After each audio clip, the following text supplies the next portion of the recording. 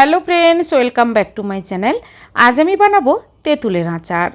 আচারের রেসিপিটা কিন্তু প্রথম থেকে শেষ পর্যন্ত দেখুন। আর এভাবে আচার বানালে কিন্তু 1 বছর কাঁচের জারে রাখলে ভালো থাকবে তেঁতুলের আচার। তেঁতুলের আচার বানানোর জন্য মৌরি, শুকনো লঙ্কা, মেথি, গোটা জিরে, তেজপাতা আর ধনে লাগছে। গ্যাস অন করে কড়াই মধ্যে প্রথমে কিন্তু শুকনো লঙ্কা গ্যাসের ফ্লেম হাই টু মিডিয়াম করে মিনিট 2 ভেজে নিতে হবে। তারপর এক এক করে মশলা সবগুলো দিয়ে ভাজবো। অল্প লবণ দিয়ে ভাজলে মশলা গুঁড়ো করে নেওয়ার পর স্বাদটা ভালো আসবে। ভাজা হয়ে গেছে, থালার মধ্যে রেখে কিছুক্ষণ ঠান্ডা করে নেব। আর তেঁতুল নিয়েছি, তেঁতুলগুলো আমি আগের থেকে ছাড়িয়ে রোদে সামান্য শুকিয়ে নিয়েছি। তারপর ওই কড়াইতে হাফ কাপ জল দিয়ে দিলাম। তারপর দিয়ে দেব গুড়। তেঁতুলের আচার গুড় দিয়ে বানালে স্বাদ ভালো হয় আর অনেক দিন ভালো থাকে। তেঁতুলের মিষ্টতা দেখে আপনারা কিন্তু গুড় কিংবা চিনি ব্যবহার করতে পারেন। গুড় দিয়ে গ্যাসের ফ্লেমটা হাই টু মিডিয়াম করে মিনিট 4 কিন্তু ফুটতে দেব। তারপর তেঁতুল দিয়ে দেব।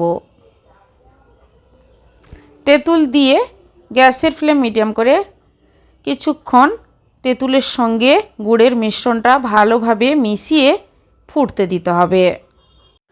হাই ফ্লেমে কিন্তু আপনারা একদমই ফোটাবেন না, তাহলে গুড়টা কিন্তু তারের মতো হয়ে যাবে, তাহলে আচারটা ভালো হবে না। এবার দিয়ে দিচ্ছি পরিমাণ মতো লবণ। লবণ দিয়ে ভালোভাবে মিশিয়ে নাড়াচাড়া করে নেব। ফুটতে ফুটতে দেখবেন তেঁতুলের সঙ্গে গুড়ের মিশ্রণটা ভালোভাবে মিশিয়ে গেছে আর তেঁতুলটা বেশ নরম হয়ে গেছে। তারপর কিন্তু সবার লাস্টে দিয়ে দিতে হবে ভাজা মশলা। মিক্সি জারে গুঁড়ো করে রেখেছিলাম, মশলাটা দিয়ে তারপর কিন্তু গ্যাসটা অফ করে দেবেন। অফ করে কিছুক্ষণ নাড়াচাড়া করে ঠান্ডা হয়ে গেলে তারপর কাঁচের জারে আপনারা রেখে দেবেন, অনেক দিন ভালো থাকবে। লাস্ট পাতে এভাবে তেঁতুলের আচার কিংবা গরম ভাতে ডালের সঙ্গে এভাবে তেঁতুলের আচার খেতে পারেন, ব্যাপক ভালো লাগবে। আজকের এই তেঁতুলের আচারের রেসিপি আপনাদের কেমন লেগেছে বন্ধুরা কমেন্ট করে অবশ্যই জানাবেন, লাইক করবেন। আর আমার চ্যানেলে নতুন বন্ধু হতে চাইলে আমার চ্যানেলটি সাবস্ক্রাইব করে নেওয়ার অনুরোধ থাকলো। পাশে থাকা বেল আইকন প্রেস করবেন, আমার চ্যানেলে যখন কোনো রেসিপি দেব আপনাদের কাছে নোটিফিকেশান খুব সহজে পৌঁছে যাবে। আজ এই পর্যন্ত, আবার হাজির হব যে কোনো সময় নতুন কোনো রেসিপি নিয়ে।